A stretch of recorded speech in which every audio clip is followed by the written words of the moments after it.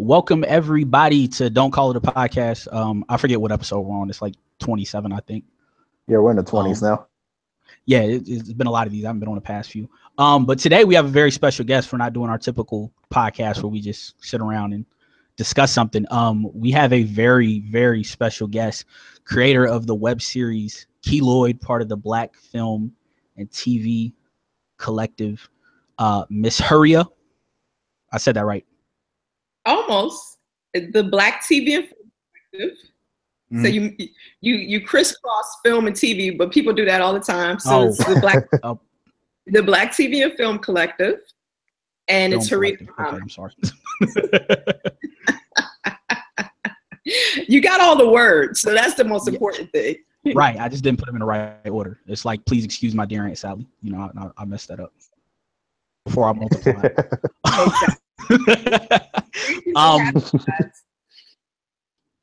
But go ahead. Thanks for joining us. Tell us a little bit about yourself. Well, I am a writer, director, and a producer, but I also am the executive director of the Black TV and Film Collective. As you mentioned, we are a 501c3 organization here in New York City. We have 1,200 members. We are writers, directors, cinematographers, editors, producers, costume designers, the whole nine, just a whole mass of television and film professionals who decided to come together and help each other grow artistically and professionally.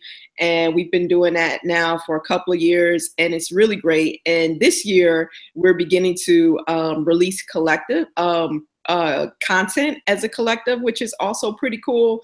And so for me, the Black TV and Film Collective, we just call it the Collective.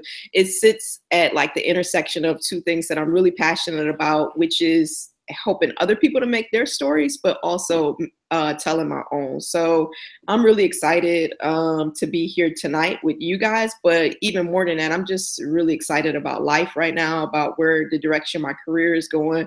You know, just in general, I'm just really, really happy. Yeah, that is awesome. Also, Ronnie's here. But he's not important. Yeah, I'm not important. I'm in the back seat on this one. You know, I'm just glad to be here. I'm glad to have our guests. I'm just chilling. We actually, I don't know how I came across this. It was on my timeline, and you know, anything that says anything about like Blurred, I immediately like zone into it. And I happened to see the trailer for this series called Keloid. Initially, I was like, Keloid, what is that? The name stands out. I'll tell you that. Yeah. The name stood out. I was like, okay, I'm wondering what this is about. And the concept immediately drew me in. So Keloid is about a young Black teenager living in New York who has superpowers. And it's kind of a short series about him developing his powers. So, you know, this is something I feel like I would have dreamed up in English class in like 7th grade. And to see it brought to life is kind of really dope. So how did you come up with this concept? You know, we started to talk as a collective about starting a channel that could showcase our work. And so when we thought about what kind of content we wanted on the channel, we were like, okay, we got to have, you know, some Black love. We got to have some comedy, because who doesn't like to laugh? And maybe we'll do some reality, maybe some sketch stuff. But we kept coming back to this idea of sci-fi and supernatural, because so many of us are kind of like geeks. And there was nothing that came through the collective that really, the scripts that were ready. So I just sat down and wrote it. Like one night I was like, forget it, I'm just going to write something. And I just sat there and I started with just a little small nugget of an idea. I started with this idea about my little brother. And like my little brother, let me tell you, like when he was 15, 16, 17, you couldn't tell him anything. And I don't know if this is boys in general or boys and girls, but this kid, if you told him the sky was blue, he will argue you down about how your retina is really a different color, and because of the reflection of the light, et cetera, et cetera. That totally sounds like me. Yeah, no, I'm all about doing stuff like that. And so him and my mother, they just butted heads constantly because my mother was like a worry wart. She's a Leo, and so she's very protective of her cubs. And my little brother wasn't trying to hear none of that. He was trying to go out, experience life, you know, adventure, all that kind of stuff. And so that's what I started with. I started with this idea of this mother who's very, very protective of her son. And what if this family had special abilities? What would that look like? And boom, that's just kind of how it took off. Yeah, this definitely sounds. No, go ahead, Ron. Oh yeah, I was about to say, to branch off from that, I've noticed that you're the writer, creator, director. So I wanted to know if you came from this from the writer side or the director side. Like, where's your background? Where's that lean towards? To be honest, my background is in producing. You know, like when I first started in this industry, I started as a producer, but I always wanted to write. Like when I wanted to write the great American novel, I was like, you know what? I love telling stories. I love reading stories, but I was never disciplined. Discipline has always been something that I've just lacked in my life. And I feel you. Listen, I would write like maybe 100 pages and I'd be like, oh, these characters. And then I would be on to the next set of characters in the next story. So my great American novel never came together. And then one day I was watching Girlfriends. You guys remember the Mara Brock-Akil show with Tracy Ross? Okay, yep. Cool. I'm watching Girlfriends and it just dawned on me, somebody is writing this. And I was like, wait a minute, I can write this. And then I started writing scripts. And it was right in line with my stamina as a writer because a script is like 120 pages.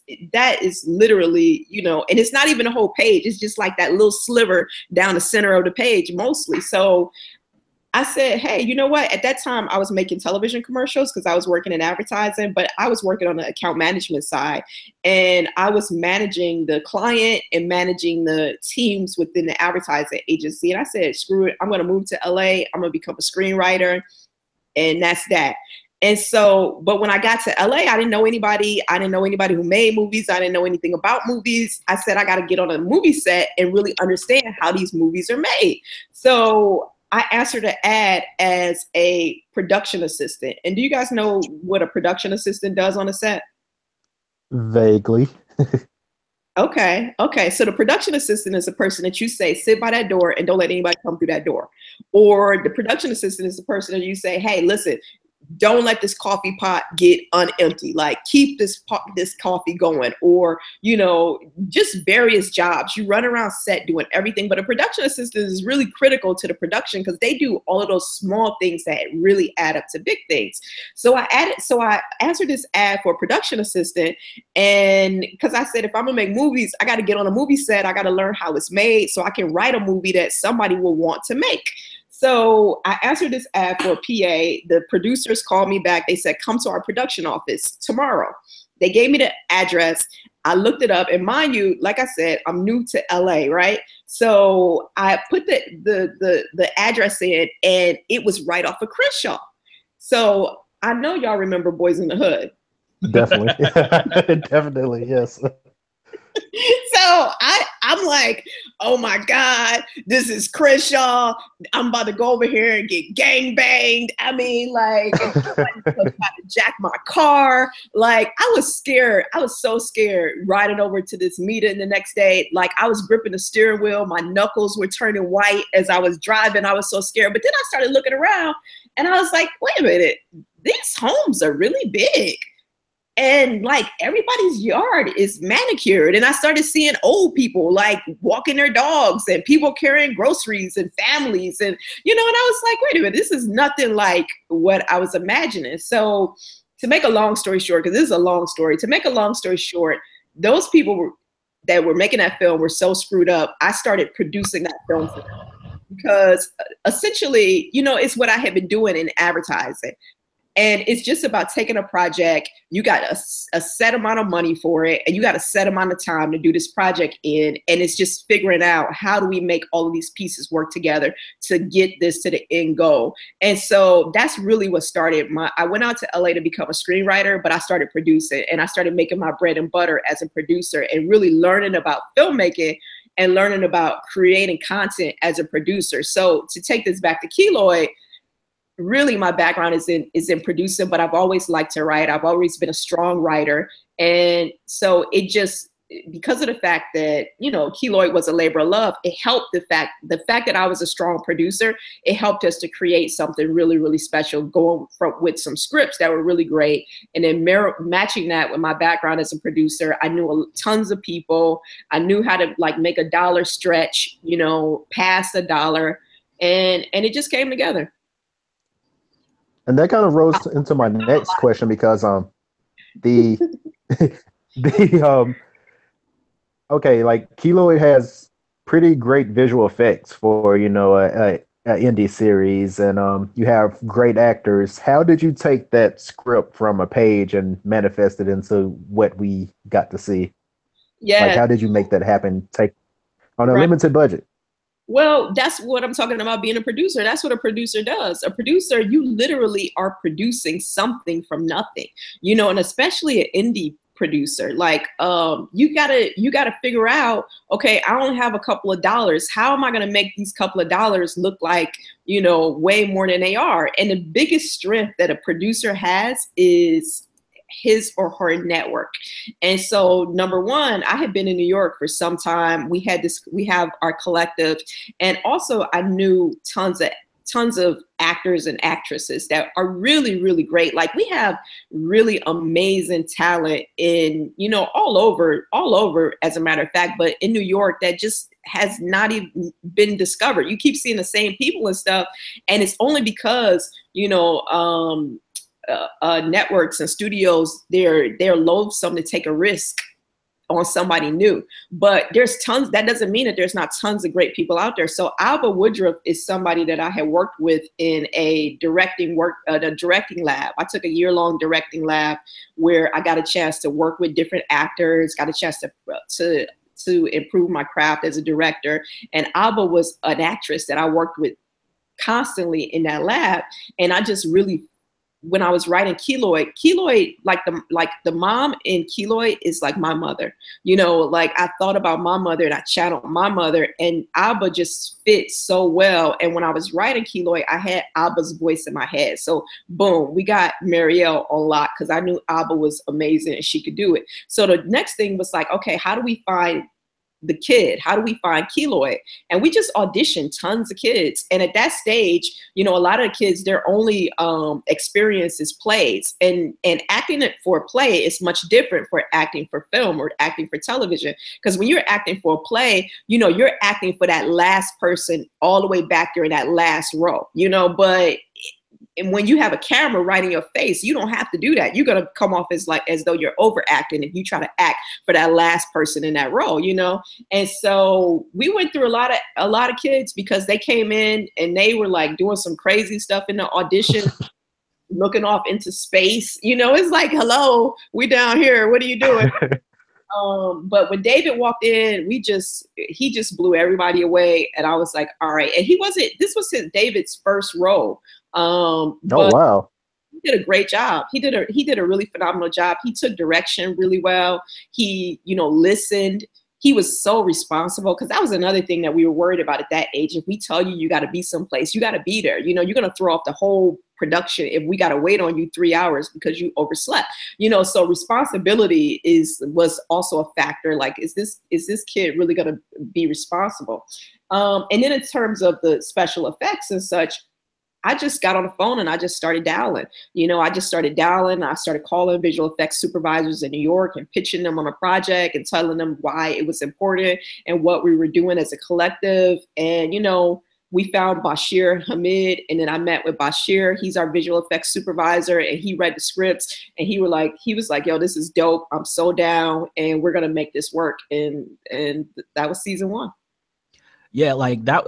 I can definitely say like Marielle's character is just like my mom. Like the scene when she comes in the house and his friends are sitting there, and she's like, "Yeah, they need to get out." I'm like, "Okay, yeah, this is my mama right here." Got all these folks in my damn house. So like one of my questions, like in watching this, was this would look great as like an American style anime cartoon. So have you ever thought about like a different medium with something like this? You know, that's a great question, and I'm really open. I'm really open to different mediums for sure. You know, the biggest thing, because, and it's, you know, the producer's mind and me, I know that we need a production budget. You know, for whatever we do. Even like right now, we're raising money for season 2. We're doing a crowdfunding campaign, and I got to tell you, crowdfunding is like the most humbling experience in life, you know, because you're literally like begging somebody for $25, you know, so it's like very humbling. But to take it anywhere, we need a budget. We need a budget to do season 2. If we were going to take it into another medium, we would need a budget to do that. If we're taking it to TV, you know, we need a network to step up and say, hey, we believe in this project, let's do it. And so I think the sky really is the limit for this project. And I feel like it's going to evolve past a web series. That's always been my hope for it, and that's the direction that I see it going in. Yeah, because oh, go ahead, AJ. I was gonna say, watching this, like I could just picture like a Boondocks-esque kind of vibe, like visually with this, and I was like, okay, this will look really dope. Like I could picture, you know, because you know, obviously he's not like Huey or Riley, but I could picture a little kid drawn like that. You know, doing all this stuff with those kind of powers, with the kind of smart mouth that they had. And I'm like, okay, this would look great as something like that.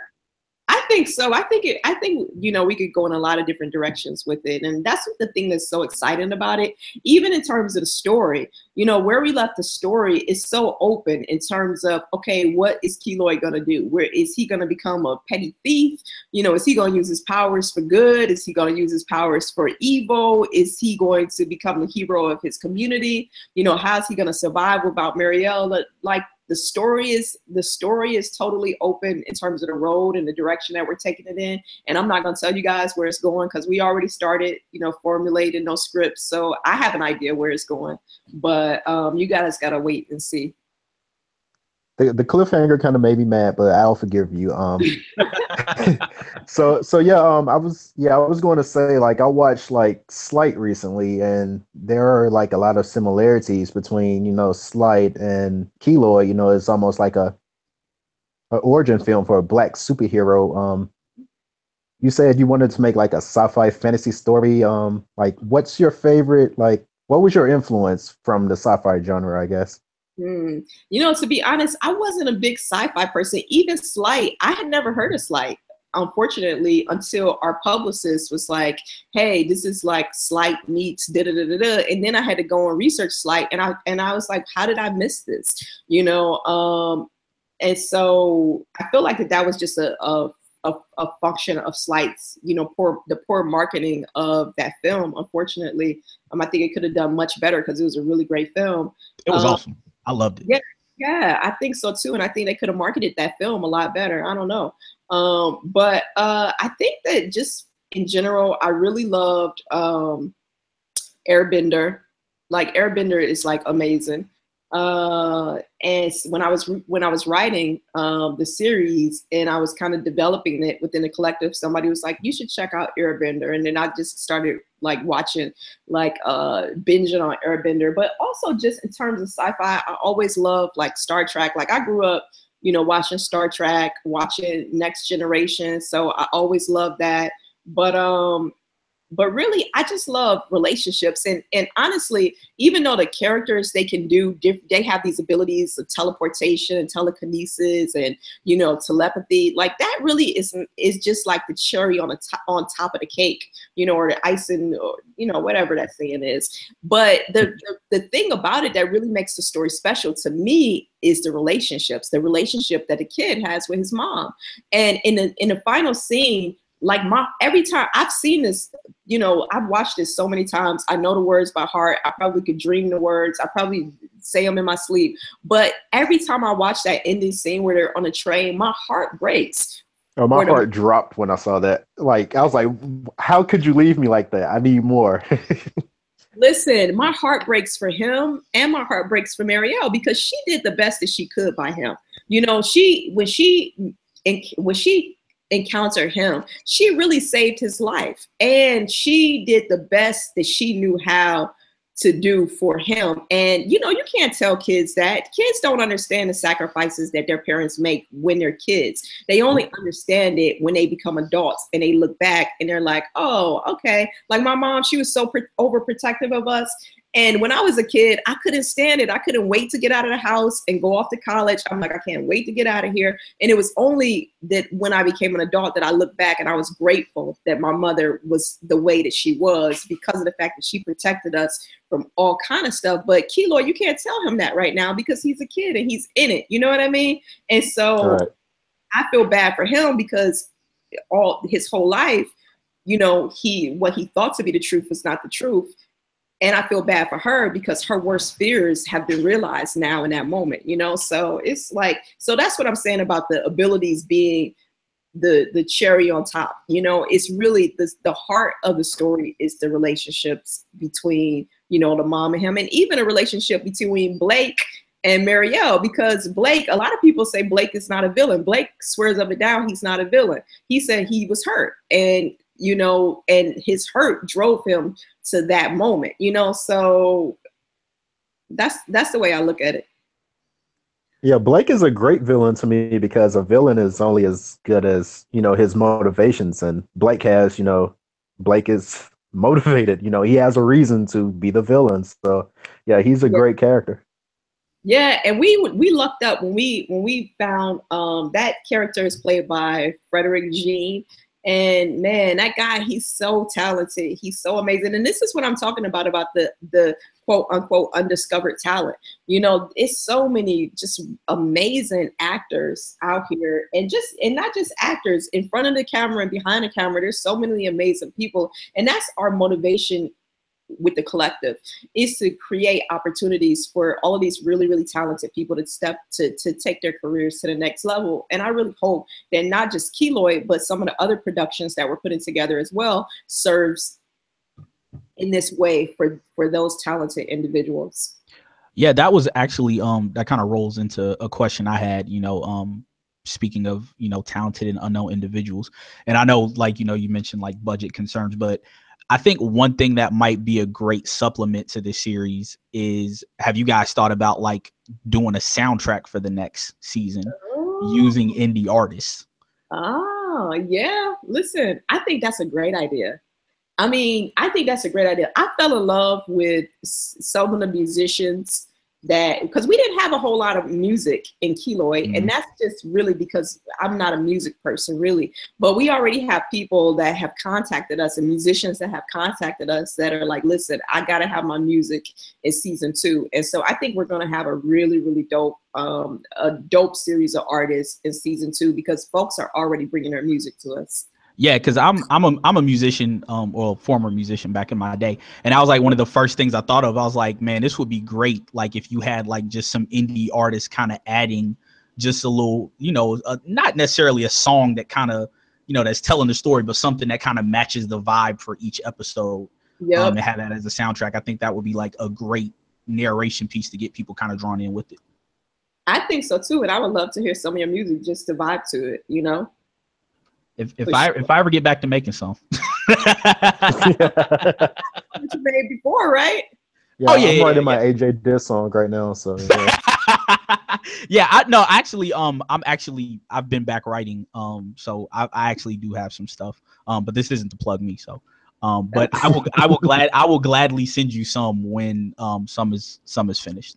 Okay, got you. You know, you got your SoundCloud. Go ahead. No, so actually, my music isn't on SoundCloud anymore. I had to take it off when we were putting podcast episodes up because they had a time limit and we're broke. So, yeah, you got to call Chance the Rapper up. So, yeah, actually, there's actually no music on my SoundCloud now. But no, actually, I do have a song on my Bandcamp called Blurred that would actually probably be perfect for this. Oh, shit. I don't even know why I didn't just think of that. I forgot all about that. Yeah, it's called Blurred. It's like what it was like growing up being a blurred. So before it was cool. There So you yeah, go. I can shoot that to you. I'll put the link to the song in the chat.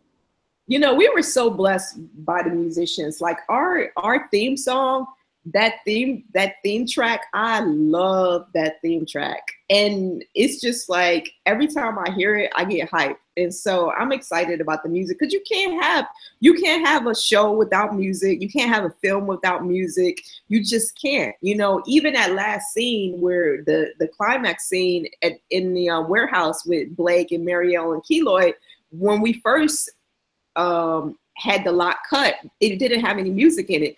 And I just, for like maybe a couple of weeks, I was like, something is missing. And then when we put that suspense track under there, it just really took it to a whole new level. So you just gotta have music. And to your point, I really agree. I think that it would be great to have a whole soundtrack. I think that would be dope. Yeah, see, I'm out. See, I thought I had some good ideas. Ronnie's always trying to tell me I don't, but it's only so you won't get complacent. That's all. That's why I'm trying to motivate you. I appreciate it. This, part of our banner. So one of the things that I noticed is like there seems like that there's a really a broad mythology that's kind of hinted at. That isn't really uncovered. Is there a plan to kind of go deeper in that in season 2? Or if you can't give that away, I understand. But no, yes, there is. Yes, there is. You're gonna really kind of understand. You know, a lot of people kind of contacted us and said they saw different types or different themes within the show. In turn, as mythology goes, like some folks were like, "Oh, this is, I see a lot of the Yoruba culture in this." You know, a lot of people were like, okay, this is a lot about just a lot of different things. And we're definitely going to dig into that a little bit. Not a little bit, but a lot of it of season 2. You're going to understand just exactly the origin of, this line of human beings and where they came from and to where they are now. Their whole, like, almost as if there's a secret society, who they are and how they operate and how they move through the world and all kind of good stuff. And also a lot of folks, even though Marielle is hibernating, some other folks are going to come out of hibernation. Oh, okay. Yeah. So you're because I was see wondering that. Yeah. Yeah, somebody really important is going to come out of hibernation along with it, because there's always new threats. And then also Keloid, he has to reconcile in some kind of way. He did take a life, and you got this woman Evelyn, who is, hey, she is not going to stop until she gets some answers about her daughter. And you can't just kill somebody and keep it pushing. You got to have some type of, he has to come to some type of reconciliation as a result of that. So we'll see. In season 2, we got a lot of stuff to uncover, and we got a lot of stuff to kind of tie up in terms of some of the ends that we left dangling in season 1, which I'm really excited. When I didn't really expect the blurred community to really embrace it the way that it did, like right away. I mean, and that really is what drove the popularity for the show. It was you guys. As soon as we released it, you guys started writing about it. Y'all started tweeting about it. And I just can't say thank you enough, because it exceeded our expectation in terms of the embrace that the community gave it. So thanks, guys. I really appreciate it. Yeah, that's what drew me in, because AJ sent me the link to the trailer and then we watched the first episode and I just loved it because I'm really big into sci-fi and fantasy, but at the same time, like, why can't there be stories, with characters who look like me? And that's why I gravitated towards this so much, because I see a lot of my 16-year-old self in Keloid, and like I recognize that character and I recognize his mother, and so yeah, I love it. And although there's an overarching fantasy theme, like it's really about those relationships, between, mother and son, it's really about that. So that's why I love it so much. So do you guys have some stories in mind? I know y'all do. Oh yeah, I got a ton. Oh yeah. You don't want to get me started. I have lots of stories. Yeah, me and Ronnie, man, that's one of the reasons we kind of clicked, is because we're both kind of like out there thinkers as far as stuff like this, but seeing something like this is cool because it's like, I'm like, wow, I could do something with all these characters and ideas I've got bouncing around in my head. Like, of course, it actually it seems a lot more possible, than it did, a few years ago when I was younger thinking about this stuff. Yeah, absolutely. Of course you can. And you guys have already built a platform for it. So, and built an audience. And so it would be a lot easier for you all. It's just about like figuring out. So who's the writer between you guys, or do you both write? Ronnie's a better writer than I am. I'm an idea guy. Okay. I'm a decent writer. I'm a decent writer. Oh, whatever, man. Stop it. Ronnie's a good writer. I'm always the guy with the big old ideas, and our buddy Ryan, he kind of helps ground them. So between the three of us, we kind of have a good mix. Okay, gotcha. Yeah, if we were one person, we'd be pretty awesome if we could combine forces. No, you don't want to be one person, because then you're limiting yourself. One person can only be in one spot at one time. You know what I mean? 3 people. That's true. Listen, you don't want to limit yourself to one Touche. person. You know what I'm saying? That's true. I think it's great. You can't do this without a team. And that's one of the things the reasons why we were able to get Keloid off the ground in the first place is because we had such a large team. And the fact that we had so many people within the collective that gravitated towards it. And filmmaking, I mean, honestly, this type of work is the reason that more people don't do it is because they're isolated, because they don't have a team, they don't have a community, they don't have a support system. And it just seems like too large of an undertaking to really do.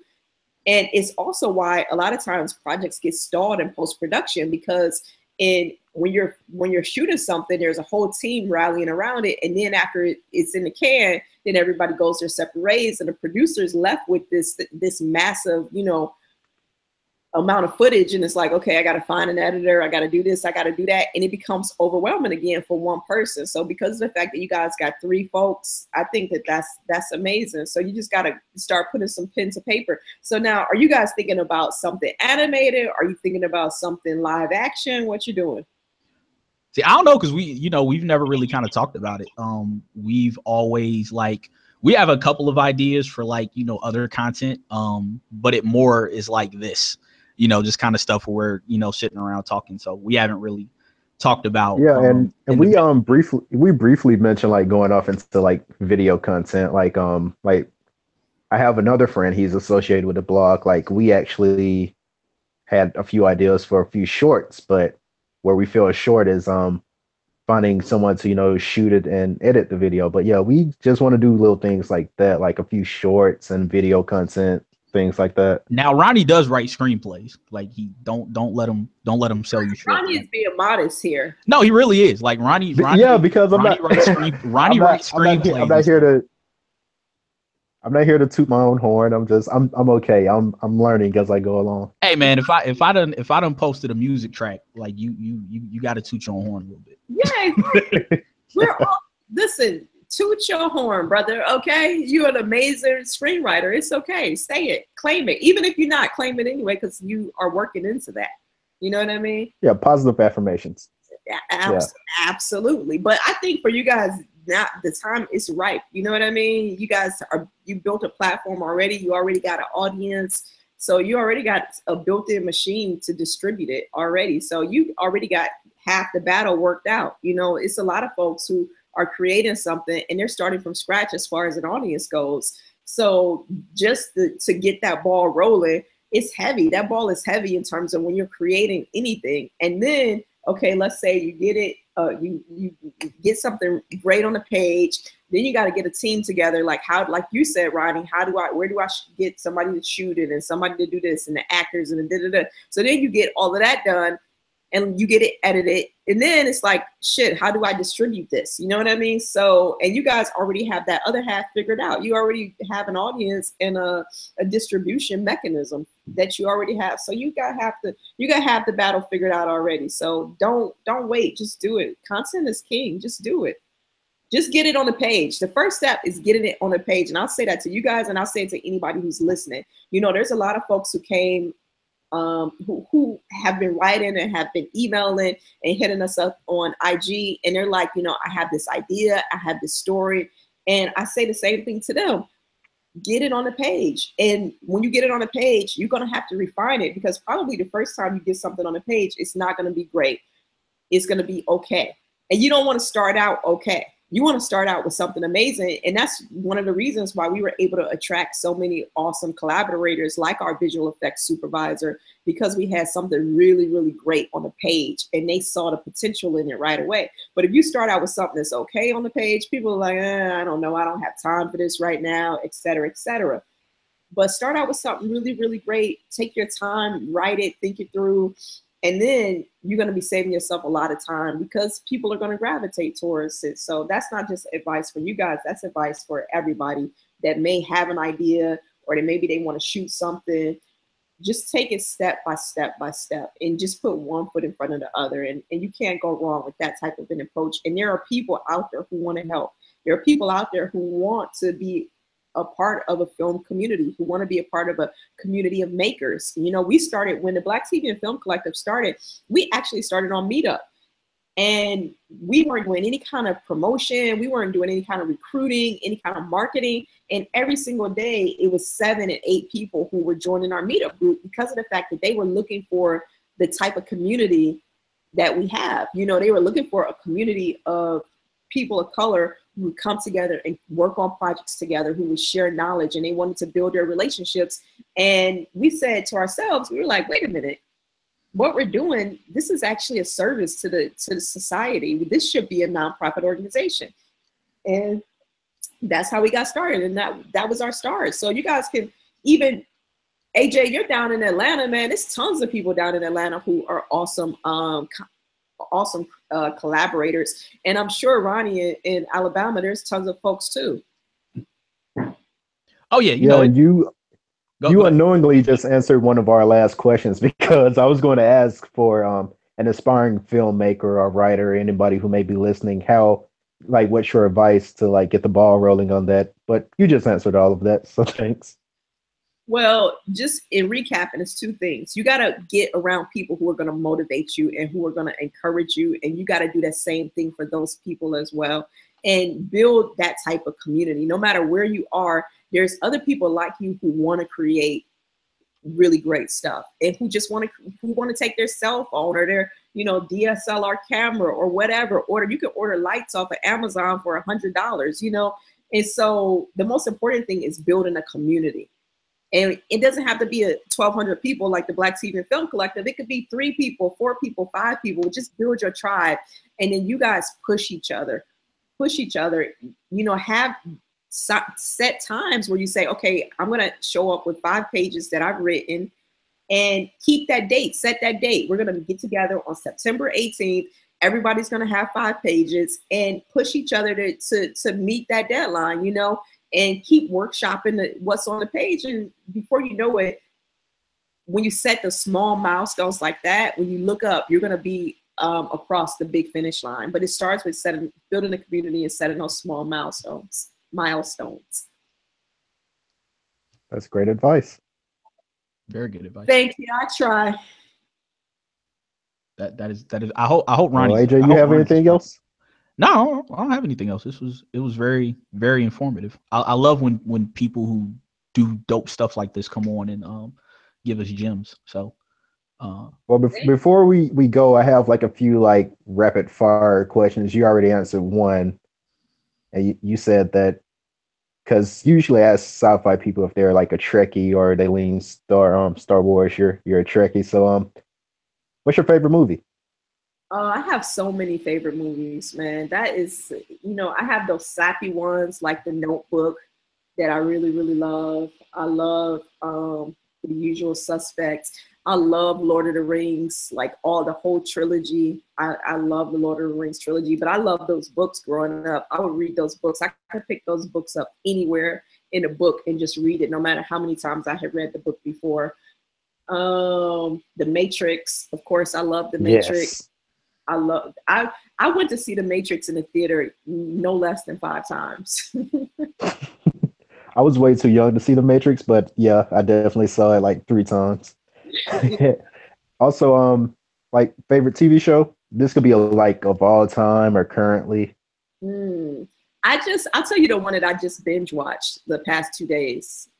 It's this show on Netflix called Touch, and it actually came out in 2002 with Kiefer Sutherland. And it was about this kid who had these connective abilities. He used numbers to write what was wrong in the world. He was a mute, and he would communicate through numbers. And his dad, who was, you know, the guy from 24, Keith Sutherland, he had to figure out the clues that his kid was kind of giving him by these numbers. And so I just binge watched that show, but it's not my favorite show in the world. But I think one of my favorite shows of all times has to be Cosby Show, Different World, Girlfriends.